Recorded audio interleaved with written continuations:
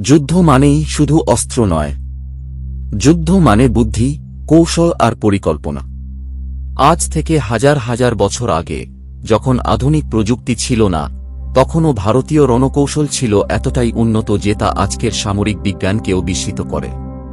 আজ আমরা জানব এমনই এক অতিমানবীয় কৌশলের কথা, যার নাম চক্রব্যূহ। এটা শুধু যুদ্ধের একটি ধরন নয়, ছিল এক মৃত্যু ফাঁদ। এবং এই ফাঁদেই আটকে গিয়েছিল মহাভারতের কিশোর বীর অভিমন্যু। চক্রব্যূহ কি? চক্রব্যূহ শব্দটা এসেছে চক্রক মানে চাকা আর ব্যূহ মানে যুদ্ধ গঠন বা রণবিন্যাস থেকে। এটা ছিল এমন এক কৌশল যেখানে সেনারা গোলাকৃতি বা চক্রাকারে সাজানো থাকত। প্রতিটি স্তর ছিল একটি গোল আকারে সাজানো সেনাদল, যারা একসঙ্গে ঘুরে ঘুরে যুদ্ধ করত। ভাবুন তো, একটা গোলাকার ঘূর্ণি যেখানে একবার ঢুকলে চারপাশ থেকে ঘুরে ঘুরে শত্রু এসে পড়ছে। প্রতিটি স্তর ছিল আরও শক্তিশালী ও জটিল।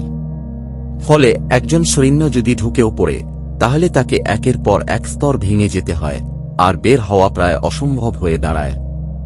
কিভাবে কাজ করত এই চক্রব্যূহ? চক্রব্যূহের গঠন ছিল বহু স্তর বিশিষ্ট। প্রতিটি স্তরে থাকত ভিন্ন ভিন্ন রকমের যোদ্ধা, কেউ পদাতিক, কেউ রথী, কেউ গজারোহী। পুরো ব্যূহ একসঙ্গে ঘূর্ণি করে ঘুরে বেড়াত। বাইরে থেকে দেখতে মনে হতো যেন একটা চলন্ত চাকা।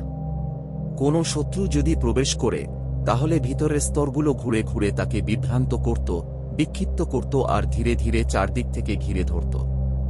এটা ছিল এক কৌশল যেখানে শুধু সাহস নয়, লাগত দারুণ কৌশলী মন আর নিখুঁত সময় জ্ঞান।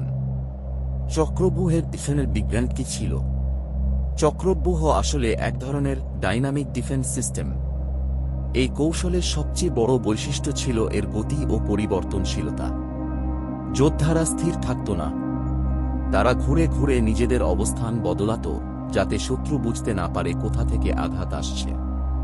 আজকের মিলিটারি সার্কুলার ডিফেন্স কিংবা সাইবার সিকিউরিটির মাল্টিলেয়ার প্রোটেকশন সিস্টেমও অনেকটা এই ধারণা থেকে অনুপ্রাণিত। অভিমন্যুর কাহিনী, চক্রব্যূহের বাস্তব প্রভাব। মহাভারতের সপ্তম দিনে কৌরবরা তৈরি করল ভয়ঙ্কর এক চক্রব্যূহ।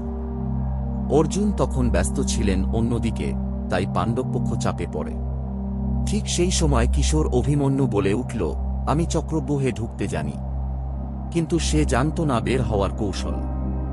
তবুও সে ঢুকে পড়ে একা, সাহস আর কর্তব্যবোধে। একটার পর একটা স্তর সে ভেঙে এগিয়ে চলে। কিন্তু সহযোদ্ধারা পিছিয়ে পড়লে সে একা পড়ে যায়। কৌরবরা তখন যুদ্ধনীতি ভেঙে একসঙ্গে ঝাঁপিয়ে পড়ে। অভিমন্যু মারা যায়, কিন্তু তার সাহস, তার আত্মত্যাগ ইতিহাসে অমর হয়ে যায়। আজকের দিনে চক্রব্যূহের প্রাসঙ্গিকতা শুধু যুদ্ধ নয়, জীবনের নানা ক্ষেত্রেই আমরা দেখি এমন জটিল পরিস্থিতি যা অনেকটা চক্রব্যূহের মতো। সেই অফিসের রাজনীতি হোক বা সাইবার অপরাধ, অনেক সময় ঢুকতে পারি কিন্তু বের হতে পারি না। তাই প্রয়োজন কৌশলী মন, শৃঙ্খলা আর সঠিক পরিকল্পনা। চক্রব্যূহ ছিল এক প্রাচীন ভারতের অসাধারণ যুদ্ধ প্রযুক্তি। এটা কেবল এক পদ্ধতি নয়, এক দর্শন যা আজও প্রাসঙ্গিক, আজও জীবন্ত। আর অভিমন্যু, সে আমাদের শেখায়, সাহসী হও, কিন্তু প্রস্তুত থেকো। কারণ সাহস শুরু হতে পারে হৃদয় থেকে, কিন্তু টিকে থাকতে হয় জ্ঞান দিয়ে। এই গল্প যদি ভালো লেগে থাকে, তাহলে লাইক দিও, বন্ধুদের সঙ্গে শেয়ার করো।